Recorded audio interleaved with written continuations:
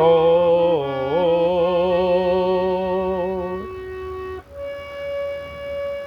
करम प्रधानी विश्व रच राखा,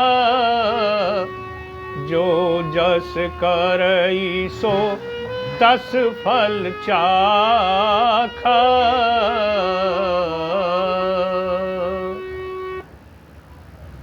कर्म प्रधान बताया है श्रीमद् भगवत गीता में। जो जैसे कर्म करता है वो कर्मों के अनुसार वैसा ही फल पाता है। एक भजन। हेर जैसा कर्म करे देहधारी, हेर रे रे रे, जैसा कर्म करे देहधारी वैसा ही फल पाता है। कर्मों के अनुसार जन्म ले भोग भोगने आता है। कर्मों के अनुसार जन्म ले भोग भोगने आता है।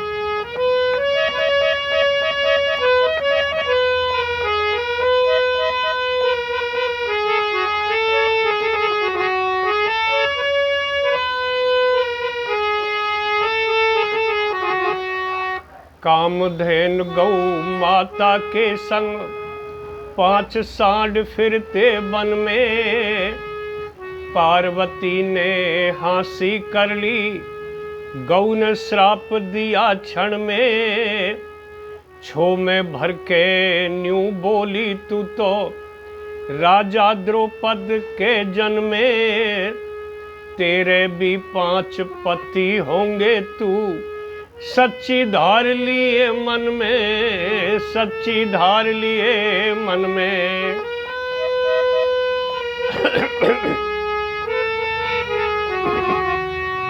पांचों पांडव अंश शिव जी का वेद शास्त्र गाता है।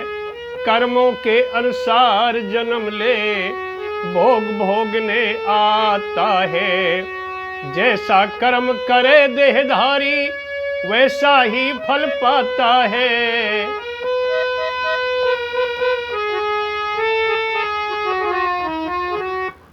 शंकर भगवान पार्वती जंगल में भ्रमण कर रहे थे। देखते हैं वहीं पर एक कामधेनु गाय जिसके साथ 5 सांड आगे पीछे घूम रहे हैं। पार्वती ने देख करके उस कामधेनु गौ माता की हंसी उड़ा ली, हंसी कर दी। ओहो हो, कैसी गाय है। एक एक गाय के साथ 5-5 सांड घूम रहे हैं। गौ माता सुन लेती है और गौ माता पार्वती को श्राप दे देती है कि पार्वती तेने मेरी हंसी उड़ाई है, अगले जन्म में तू राजा द्रौपद के जन्म लेगी और तेरे भी 5 पति होंगे। पार्वती अगले जन्म में द्रौपदी बनी और 5 पति द्रौपदी के हुए। धर्म युधिष्ठिर, अर्जुन, भीम, नकुल, सहदेव। ये कर्मों का फल, गौ माता की हंसी उड़ाने का, गौ माता के श्राप के कारण ये फल मिला। दूसरी कली। सनक सनंदन सनंत कुमारा, हरि दरस्ते रोक दिए। परम प्रभु से रे मिलने जाए रे, ड्योढ़ी ऊपर टोक दिए। छो में भर के रे श्राप दे दिया, आवागमन में भेज दिए। भूमंडल का रे भार दे दिया, भेजवे मृत्यु लोक दिए, भेजवे मृत्यु लोक दिए।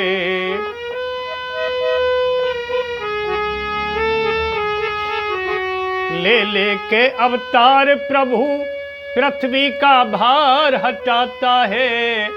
कर्मों के अनुसार जन्म ले भोग भोगने आता है। कर्मों के अनुसार जन्म ले भोग भोगने आता है। सनक, सनंदन, सनंत कुमार, सनातन 4 बाल ऋषि भगवान विष्णु के दर्शन के लिए उनके द्वार पर आए। द्वार पर 2 जय और विजय नाम के द्वारपाल मिले। उन्होंने चारों बाल ऋषियों को रोक दिया, टोक दिया, बिना पूछे कैसे जा रहे हो। चारों बाल ऋषियों को अपना अपमान महसूस हुआ कि हम भगवान के दर्शन के लिए आए थे और देखो द्वारपालों ने हमको रोक दिया, टोक दिया, हम पर संदेह कर लिया। तो चारों बाल ऋषियों ने श्राप दे दिया जय और विजय को कि तुम 3 जन्म तक राक्षस योनि में गुजारोगे, 3 जन्म तुम्हें राक्षस योनि के मिलेंगे। तो जय और विजय को अगला जन्म मृत्यु के बाद मिला हिरण्याकश्यप और हिरण्याक्ष का, जिसको हिरण्याकश्यप को भगवान ने नरसिंह रूप धारण करके वध किया और हिरण्याक्ष को बाराह बन करके भगवान ने वध किया। तो ये हिरण्याकश्यप और हिरण्याक्ष दूसरे जन्म में बने रावण और कुंभकर्ण। ये त्रेता की बात आ गई और ये सतयुग की बात थी। हिरण्याकश्यप हिरण्याक्ष की सतयुग की और रावण कुंभकर्ण ये त्रेता में बने, जिनका भगवान राम ने वध किया। और वध होने के बाद रावण और कुंभकर्ण को तीसरा जन्म मिला द्वापर में शिशुपाल और वक्रदंत, जहां भगवान कृष्ण ने दोनों का वध किया। ये कर्मों के अनुसार। आगे एक आरब ऋषि थे। एक भील और भीलनी जंगल में कुटी बना करके रहते थे। आरब ऋषि आए, भील भीलनी से बोले कि मुझे खाने को दो, मैं 15 दिन से भूखा हूँ। तो भील भीलनी बोले, हे ऋषिवर, हमारे पास तो थोड़े से झूठे चावल बचे हैं कि मुझे झूठे ही चावल दे दो। उस ऋषि को झूठे चावल दे दिए। ऋषि ने झूठे चावल खा लिए। फिर ऋषि बोले कि मैं रात्रि में विश्राम करना और चाहता हूँ, सुबह प्रस्थान कर जाऊँगा। कि ठीक है, आप प्रस्थान करिए। तो जब सोने का समय हुआ, भील भीलनी बोले कि हे ऋषिवर, आप कुटी के अंदर सोना, रात को यहाँ शेर आ जाता है और हम बाहर वारी वारी से भील और भीलनी पहरा देंगे। ऋषि को कुटी में सुला दिया। भील पहरे पर खड़ा हो गया, भीलनी भी बाहर सो गई और शेर आया और शेर ने भील को मार दिया। हाहाकार मच गया। ऋषि की आँख खुली, भीलनी की आँख खुली। प्रातःकाल हुआ। प्रातःकाल भीलनी ने अपने भील की चिता बनाई और चिता में सती होना चाहती थी। सती होने के लिए आरब ऋषि से बोली, हे ऋषिवर, हमारा कोई संतान नहीं है और हमको मुखा अग्नि तुम ही दे देना। तो भीलनी भी भील के चिता पर लेट जाती है और आरब ऋषि मुखा अग्नि दे देते हैं। दोनों जल करके भस्म हो जाते हैं और आरब ऋषि वहाँ से चलते हैं। 10 कदम चलने के बाद सोचा कि भील भीलनी ने मेरे प्राण बचाने के कारण शेर से और अपने प्राण दे दिए और चिता में जल कर के भस्म हो गए। मैं लौट करके इनके लिए तपस्या करूं। तो आरब ऋषि लौट करके तपस्या करते हैं। उनकी तपस्या से भगवान शंकर प्रकट हुए। बोले, तुम्हारी तपस्या पूर्ण हो गई, क्या इच्छा है मांगिए।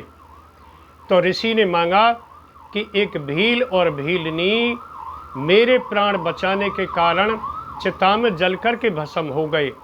मैं चाहता हूँ अगले जन्म में दोनों पति पत्नी बने और राजा रानी बने और मेरा भी जन्म उन्हीं के परिवार में हो, जो मैं रोजाना उनके दर्शन करूं। तो वो भील क्या बना अगले जन्म में, भीलनी क्या बनी और वो ऋषि क्या बना। उस तपस्या के कारण कर्मों के कारण। भील बना था रे राजा नल, निश्चदपुर में जन्म लिया। भील की पत्नी बनी दमयंती, कुंदनपुर में जन्म लिया। ऋषि बना था हंसर लोगो, मानसरोवर जन्म लिया। ऋषि की भक्ति रे पार उतर गई, राजा के घर जन्म लिया। राजा के घर जन्म लिया।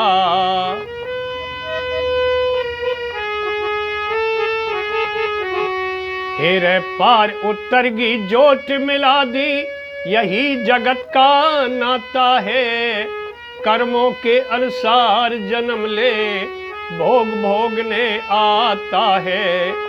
कर्मों के अनुसार जन्म ले, भोग भोगने आता है। अंतिम कली एक राजा नहुस, जिसका इंद्र की इंद्राणी पर मन विचलित हो गया और सप्त ऋषियों को जोड़ करके स्वर्ग में इंद्राणी से मिलने के लिए चल दिया। और जब सप्त ऋषि ले जा रहे थे पालकी को, तो पालकी आकाश मार्ग से नीचे गिरी और उस नहुस भूप की मृत्यु हुई।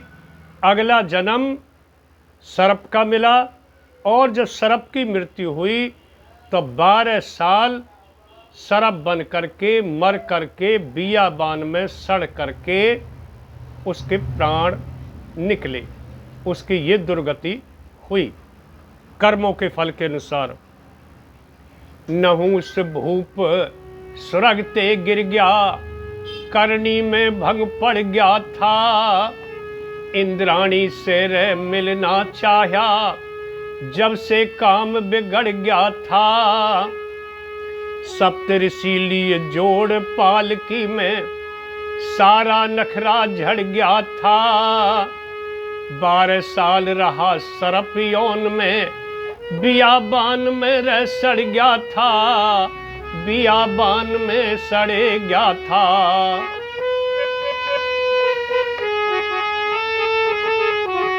कह लक्ष्मी चंद ईश्वर के घर, सबके कर्मों का खाता है। कर्मों के अनुसार जन्म ले, भोग भोगने आता है। जैसा कर्म करे देहधारी, वैसा ही फल पाता है। कर्मों के अनुसार जन्म ले, भोग भोगने आता है। ओम ओम ओम